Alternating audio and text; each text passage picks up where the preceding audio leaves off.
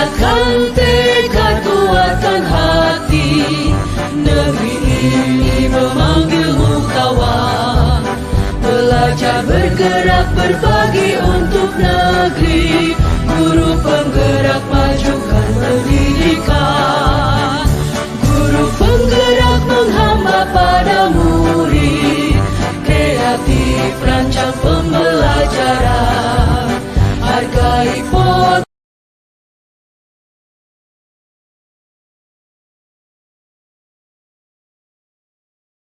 Selamat pagi Bu Yan. Selamat pagi Bu Yanti. Bagaimana kabarnya pagi ini Bu? Kabarnya baik-baik saja Bu Yanti. Apakah hari ini Ibu ada waktu? Ya kebetulan hari ini yang ada waktu banyak sih Bu Yanti. Waduh, syukur sekali ya Bu ya. Begini Bu, kedatangan saya menghadap Ibu pagi ini sebenarnya ada yang ingin saya diskusikan. Saya kan mendapat tugas di pelatihan guru penggerak modul 3.1 tentang pengambilan keputusan oleh kepala sekolah atau pemimpin sekolah. Jadi video ini saya rekam dan hasilnya akan saya unggah di LMS. Apakah Ibu keberatan? Tidak keberatan Bu Yanti. Oh, jadi Ibu setuju nggih? Video ini akan saya unggah. Sebelumnya saya kan tahu ya, Ibu udah lama jadi guru dan sudah berapa sekolah Ibu pindah ya? Sudah pindahnya sih sebagai guru udah 3 sekolah. Ya. Jadi guru sampai jadi kepala sekolah. Berapa tahun jadi totalnya itu? Udah hampir 13 tahun lebih lah. Wih, udah lama. Jadi di sekolah-sekolah itu pasti banyak menemui kasus-kasus yang memerlukan penanganan, yang menuntut Ibu untuk mengambil keputusan secara tepat dan cepat. Tapi itu ya Bu ya. Jadi selama Ibu jadi guru, kepala sekolah, bagaimana Ibu mengidentifikasi kasus-kasus yang merupakan dilema etika atau bujukan moral Ibu? Selama saya menjadi guru, kemudian jadi kepala sekolah, memang banyak sekali sih kasus yang pernah saya tangani. Kebetulan waktu mendapatkan kasus-kasus itu ada beberapa kasus yang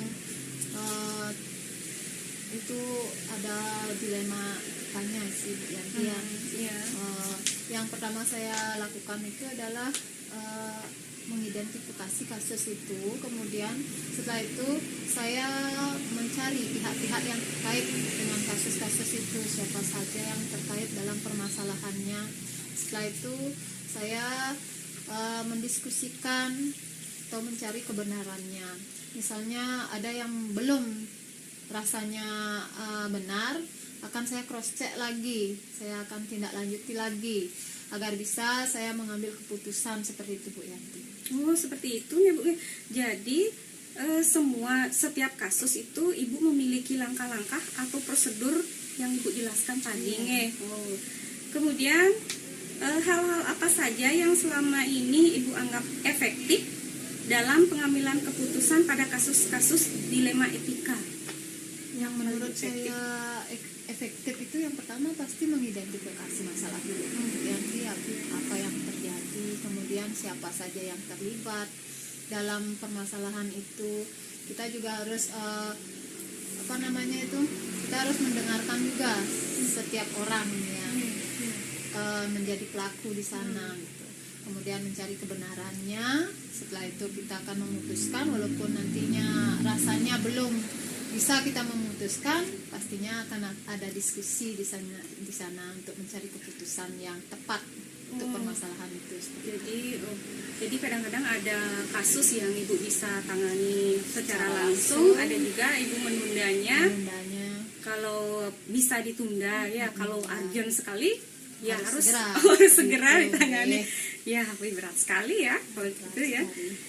Kemudian setiap yang Ibu ambil itu, setiap tantangan yang Ibu ambil, pasti setiap peristiwa, setiap keputusan yang Ibu ambil pasti ada saja tantangannya ya Bu. Pasti ada pro, ada kontra seperti itu. Terus bagaimana cara Ibu untuk menghadapi tantangan-tantangan dalam pengambilan keputusan itu?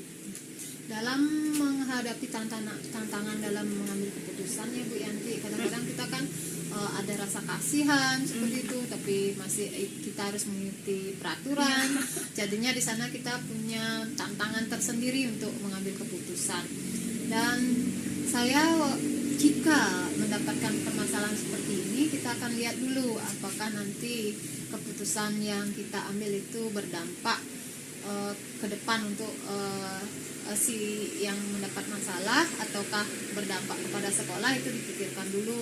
Kalau misalnya kita itu tidak bisa mengambil keputusan, ya seperti itu yang saya bilang tadi, kita akan berdiskusi bersama-sama dengan dewan guru. Kadang kita kan perlu juga nasihat-nasihat dari orang lain seperti itu Bu Yanti. Berarti gitu ya. Ibu punya jadwal khusus untuk membahas kasus-kasus yang Ibu alami di sekolah. Kadang-kadang Bu Yanti, karena kita itu tidak bisa mendapatkan solusi secara langsung, kita akan ajak dewan guru untuk mendiskusikan itu, apakah ini sepertinya kita bisa mencari jawaban solusi sekarang, ataukah kita harus memanggil dulu orang tua. Mungkin kadang kan permasalahan yang besar itu pasti kita akan memanggil orang tua, jadi kita membutuhkan waktu gitu.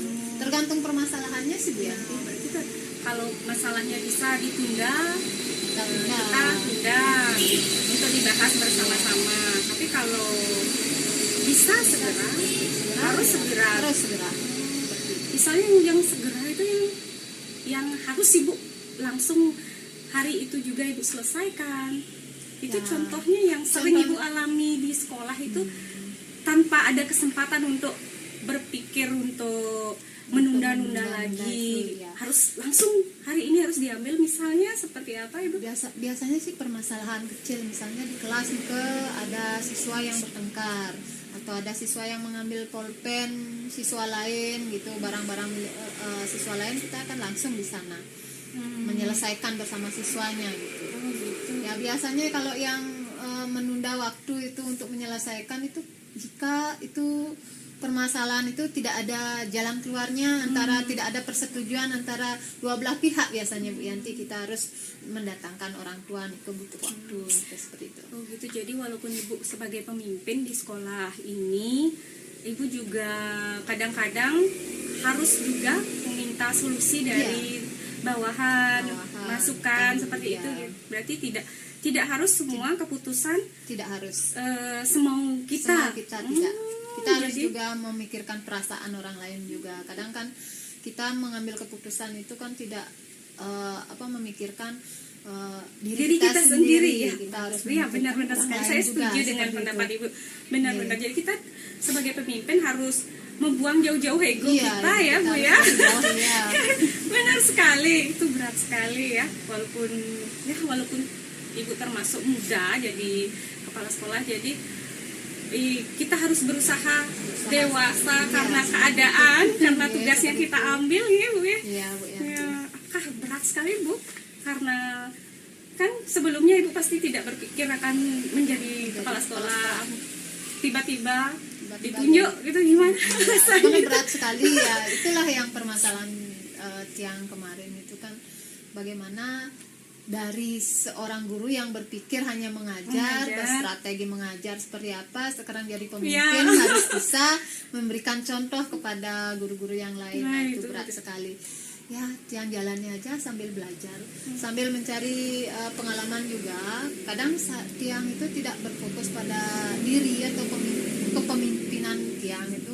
Tiang sering kolaborasi sama guru-guru. Bagaimana sih guru-guru, kita juga harus mengenal dari hati ke hati, supaya mereka juga nyaman, kita juga nyaman, seperti itulah Bu Yanti. Ya, saya kan kenal sama Ibu ya, saya tahu Ibu orangnya tidak ambisi untuk menjadi pemimpin. Ini karena memang jalan hidup kita emang harus jadi pemimpin, udah ditakdirkan, harus kita menerima, ikhlas. Kemudian adakah seseorang yang membantu Ibu selama ini untuk mempermudah pengambilan keputusan dalam kasus-kasus ini Bu, atau faktor-faktor lain yang selama mengambil keputusan? Dari saya dulu jadi guru ya Bu Yanti ya, sampai tiang jadi pemimpin sekarang tuh memang sering tiang mencari berdiskusi dengan teman sejawat. Kadang tiang lebih sering kalau tidak dapat jawaban itu dari tidak bisa mengambil keputusan itu, tiang pasti nyari kepala sekolah. Gimana rasanya Pak kalau begini? Tiang tidak bisa mengambil keputusan antara karena dilema etika itu dah. Jadi tiang tidak bisa, tiang sering konsultasi sama kepala sekolah tiang, sama yang rekan, sudah pengalaman, kemudian sama rekan-rekan guru. Lebih sering sih Bu Yanti, karena kita kalau sudah diskusi dengan teman itu lebih plong rasanya.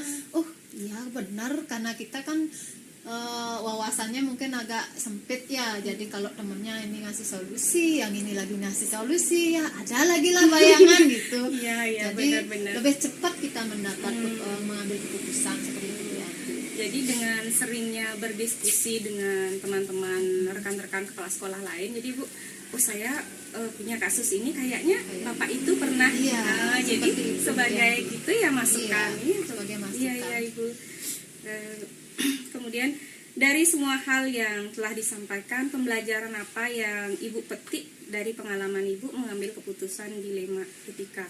Ibu selama ini sudah banyak sekali membuat keputusan-keputusan selama jadi guru dan kepala sekolah. Kemudian pengalaman apa yang dapat Ibu ambil dari keputusan dilema etika yang sudah pernah Ibu alami? Pengalaman yang saya ambil dari permasalahan kalau menghadapi dilema etika itulah yaitu tantangan bagaimana kita bisa mengambil keputusan agar keputusan itu hasilnya itu baik untuk sekolah, baik untuk siswa seperti itu, atau baik juga untuk orang tua, supaya tidak ada lagi perbedaan pendapat, ketidakadilan seperti itu Bu Yanti. Nah itu di sanalah tantangannya. Tapi dari pengalaman-pengalaman yang saya alami itu banyak sekali sih pembelajaran Bu Yanti. Jadinya kita tahu bagaimana caranya kita memutuskan sesuatu jika kita menghadapi permasalahan seperti itu Bu Yanti. Maka dari itu saya tuh lebih sering itu konsultasi, cerita-cerita kalau ketemu sesama kepala sekolah atau guru-guru, karena kan kita juga dengan guru juga kita kan pasti pernah merasakan atau melihat permasalahan yang sama seperti itu. Jadi tetap juga yang mencari pembelajaran dari rekan-rekan guru juga selain kepala sekolah seperti itu Bu Yanti. Jadi selama ini keputusan yang Ibu ambil, Ibu berusaha tidak merugikan beberapa pihak dan menguntungkan beberapa pihak seperti ini kan? Ya bagus, senang sekali. Hari ini saya dapat berdiskusi dengan Ibu, luar biasa sekali. Seandainya nanti saya menemui kasus yang tidak bisa saya pecahkan sendiri di kelas ketika saya mengajar atau sama teman-teman rekan guru, saya mungkin akan lebih sering-sering berdiskusi dengan Ibu. Terima kasih Ibu atas waktunya hari ini. Terima kasih Bu Yanti.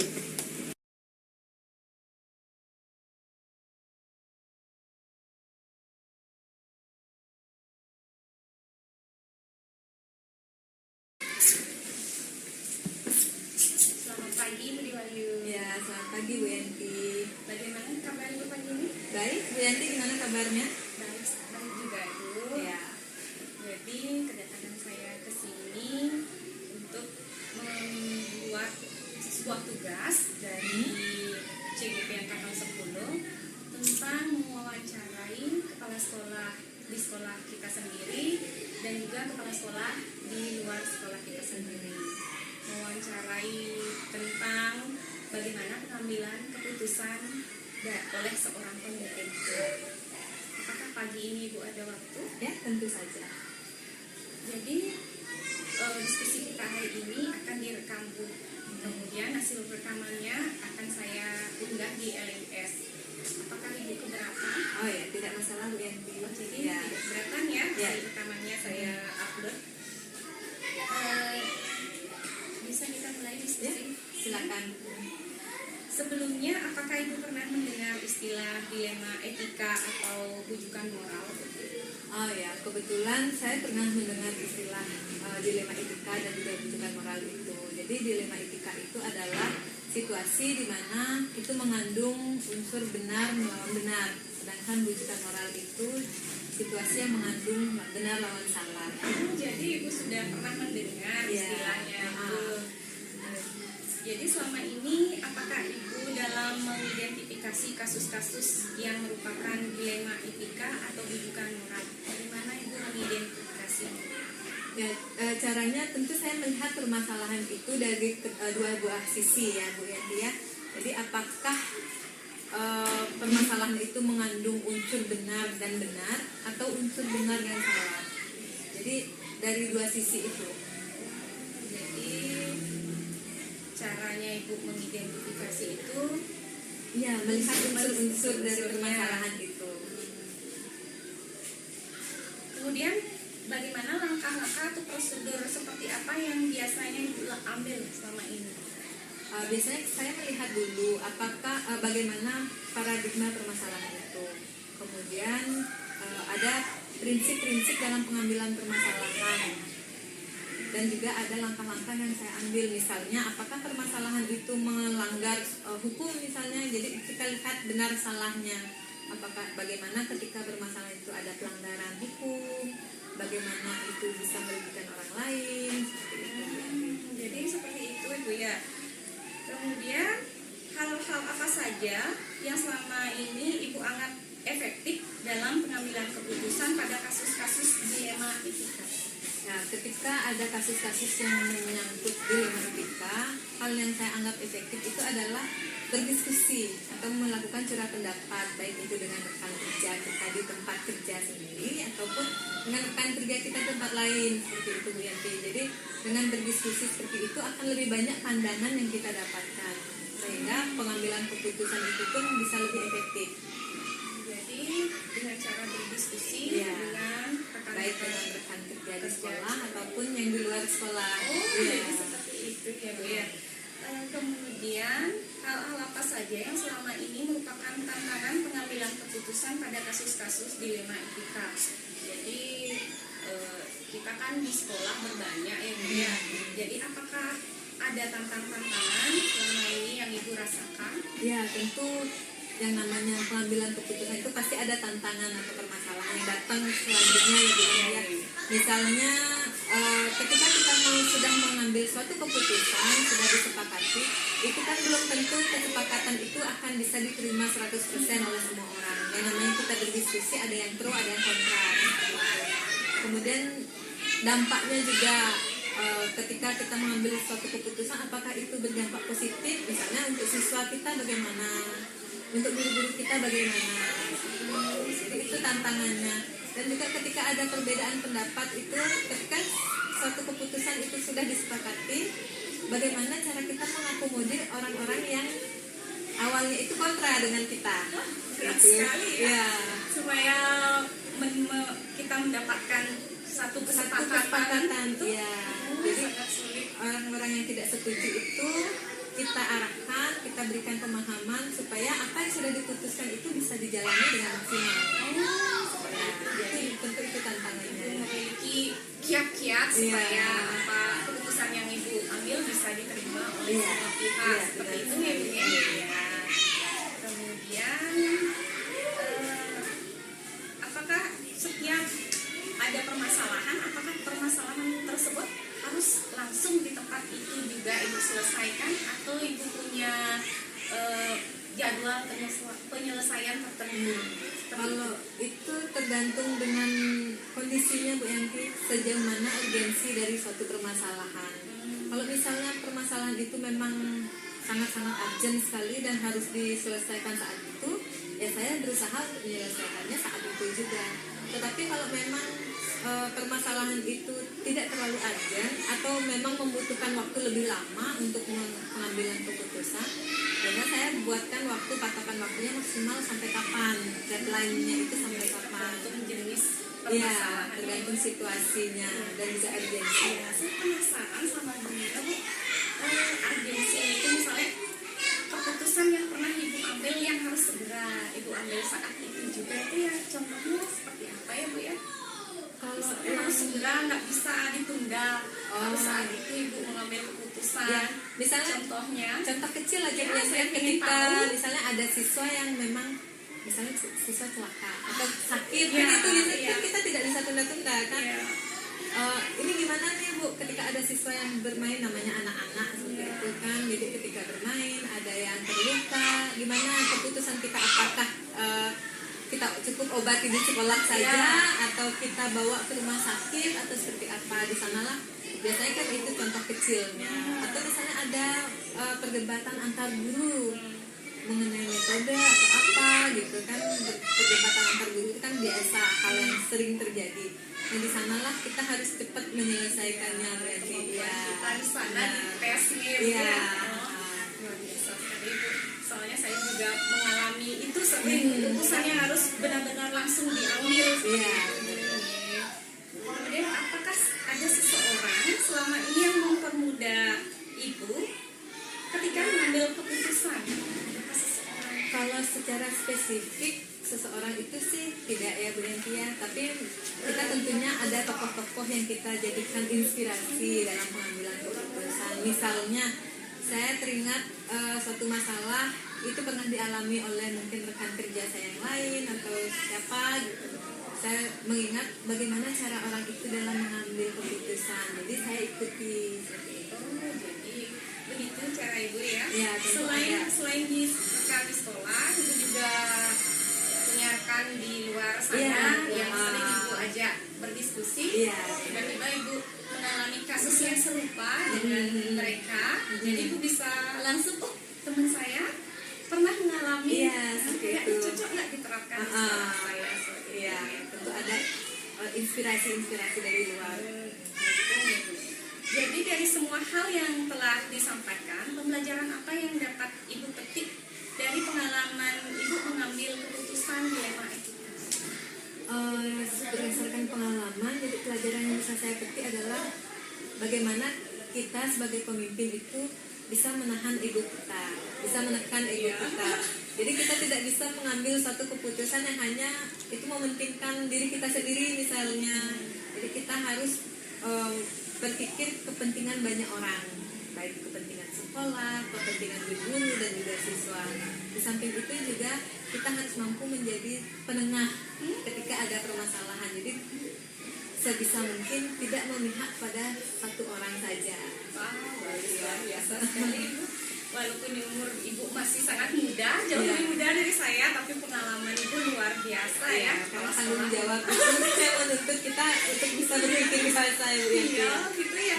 Jadi sebagai pemimpin itu kita benar-benar harus dipaksa untuk Iya, ya benar sekali. Jadi ada perubahan-perubahan yang seketika terjadi ketika kita memang mengemban tanggung jawab yang lebih besar. Senang sekali saya hari ini bisa berbincang-bincang dengan Ibu.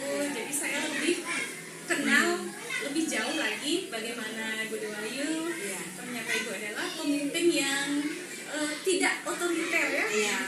Jadi semua keputusan tidak hanya mementingkan diri Ibu sendiri. Iya, benar sekali. Mungkin nanti Bu Yanti juga akan merasakan sebagai Iya. pengalaman awal ya. Ya, nanti saya akan lebih sering-sering berdiskusi Iya. sama Ibu. Sepertinya kita cocok.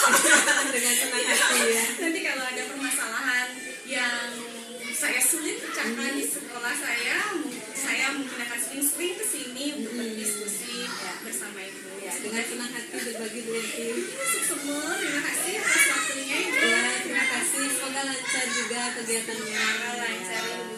Terima kasih Bu Yanti. Sama Ibu. Terima kasih. demi bakti pada